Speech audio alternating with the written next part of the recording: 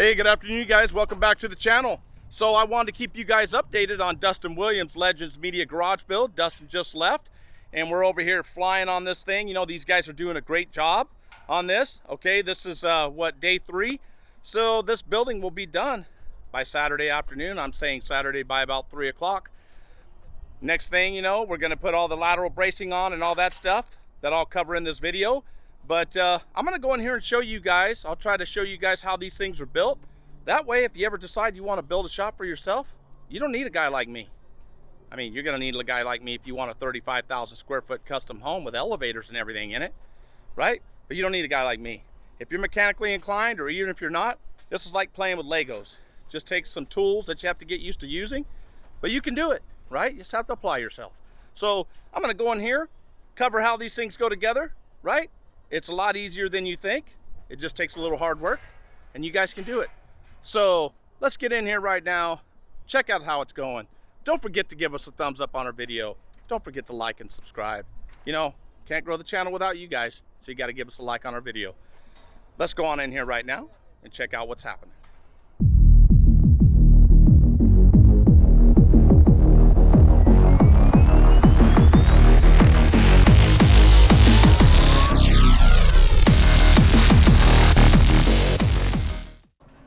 Okay, if you saw my previous video, I showed you how the bottom plate comes out.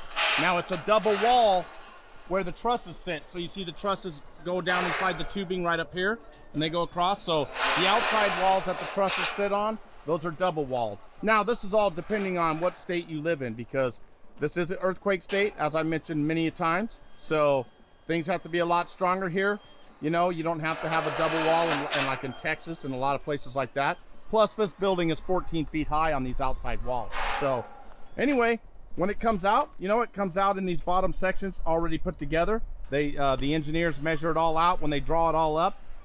This has 3 garage doors. Those are 10 foot each, 10 foot wide. So these sections all come already welded together, and they have the holes in them, right? As I mentioned before, you leave a 1 inch. You pour your foundation 1 inch bigger all the way around, right?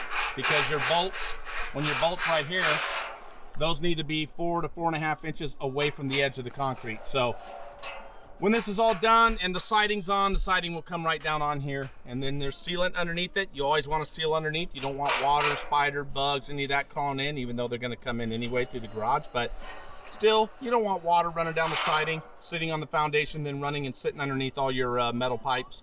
So anyway, so first thing that happens, right, lay all that out. Snap your lines on the foundation, make sure it's nice and square, which we know it is because we poured the foundation, so we weren't concerned about that. But you snap lines inside 1 inch, you know, make sure that this building comes out to the dimensions on the plans, and then start drilling all your holes. So you drill all the holes. These do not come on here. These angle braces, you put those on after you stand up these outside walls. You stand these outside metal studs up. You stand those up. And then when you plumb them, that just means you put a level on the side and you get them nice and plumb. And then you put 2 screws, 1 on each side, in these angle braces. But like I said, in some states, they don't use angle braces because, you know, they're not an earthquake state. And, you know, you really don't need them if you're going over, if you're under like 10 feet or 12 feet. But this is 14 feet high, quite tall. And you're dealing with these trusses because those trusses, as I showed you before, they have legs on them. And those legs slide down inside these tubes right here. So these tubes slide over the tubes that go on the bottom plate, right? They slide right over them.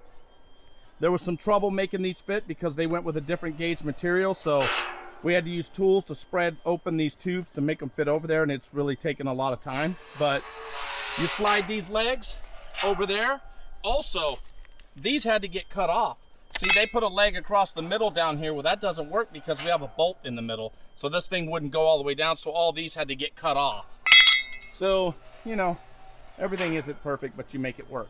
Anyway, after you do all that, right, you stand all these up, and then you put your garage header up. And see right here? So it's already welded where it needs to go. This garage header, it's just 2 posts. Same thing. They slide over the post down there on the header. They come up. Right, and this is all, then your header goes inside this tube. Your header, garage door header, has legs on it. They go inside this tube, and then you put little angle brackets that you can see right here. You put these little angle brackets, and you put 4 screws. 2 into here, 2 into the header. Do the same thing on top. That has welded tubes. They all fit together. They're all spaced out evenly. Right? Piece of cake. See what I mean? You guys can do this. Put it all together, make sure it screws. Same thing down here. See these screws right here? These are self-tapping screws. See, like in Texas and other states, you only put 2. And right here, the engineer wanted 4 on each side. So you got your screws in there, right, on both sides. Okay, that's to screw it to those ones that, you know, are inside the tubes. Come down here, repeat. Same exact thing. Another header. You know, Dustin wanted 3 garage doors, so that's what he got.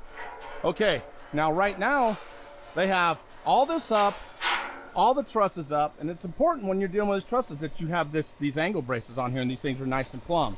So right now, these guys are putting angle bracing because of the height of this building is 14 feet. They're putting angle bracing on here. You see right here.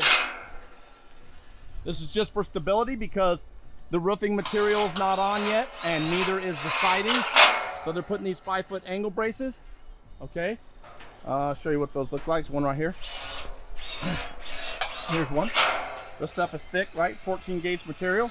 Now, normally these would go on top across from your trusses like this. They would sit there on top. I don't know if you can see up on top of the trusses. See those little angle braces they screwed on? Little angle brackets up there on the very top. Those are every 42 inches because we have these long laterals right here, right? These tubes, these 2.5-inch laterals. Those are gonna go every 42 inches up on top of these trusses, and I'll cover that tomorrow. But normally it's this angle iron right here, right? But this garage is getting some of those fans. They're called big ass fans. That's literally what they're called. Dustin wants 2 of those in here, so this thing had to be engineered to carry that weight. And plus, we're probably gonna have solar panels on top. So all the lateral bracing laying right here, this long stuff you see, gonna go every 42 inches on top of these trusses, right? Now, Dustin wants to eventually put, because it gets hot out here. Really hot. It's gonna be like working in a beer can. All right, a soda can. Anyway, Dustin wants to put insulation in the walls eventually and then do drywall, you know, as it becomes feasible. So you can already notice that with these angle braces, doing drywall is gonna be difficult. So what we're gonna do is, what we always do after inspection, we get final inspection on this building, we take all those off. They're just held on with self-tapping screws. And by the time we put the roof metal on and we put all the siding on, this thing is gonna be structurally sound and doesn't need those. So those will come off, okay? So that's pretty much it. You see everything comes numbered. See how this header right here says 5? That's it. You know, you wanna make sure you can see where the trusses up top slide down in those posts. See all the self-tapping screws, right? All the self-tapping screws. So everywhere that one piece of tubing goes into another piece of tubing, you're gonna put self-tapping screws. That's just to keep everything together. You know, things don't loosen up. But that's it. You know, this is not complicated, right? If you're mechanically inclined and you wanna learn stuff, and even if you're not good with tools, all you have to do is follow instructions. Now, I'll show you over here. I told you that the end walls that the trusses sit on, those are double wall. Now you go down here, this is called a Gable Inn down here. Gable Inn down here I mentioned yesterday or in the previous video. That's just a single wall, but it still gets 2 upright metal studs, but it's not a double wall. See it right here? They've got it bolted in place already. Okay, see this? So every 4.5 feet, they have 2 bolts have to go in here to hold this Gable Inn together. But these get double. You can see they're welded together right here, these doubles. Right? We're not screwing these together, welded together, and they're going to slide right over those. Right? That's how that happens with the Gable Inn. Put this bracing down here, right, to keep this nice and plumb this way. See, he's got his level on here. You can see the bubble. Right? Go on the other side.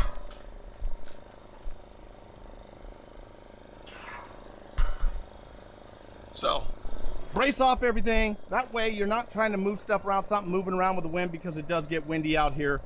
But this is how it's done. Look, you got 9" by 5/8 red heads. I showed you how those go in the ground. You drill a hole, right? That's bigger than 5/8. You drill a hole, and then you hammer those things in.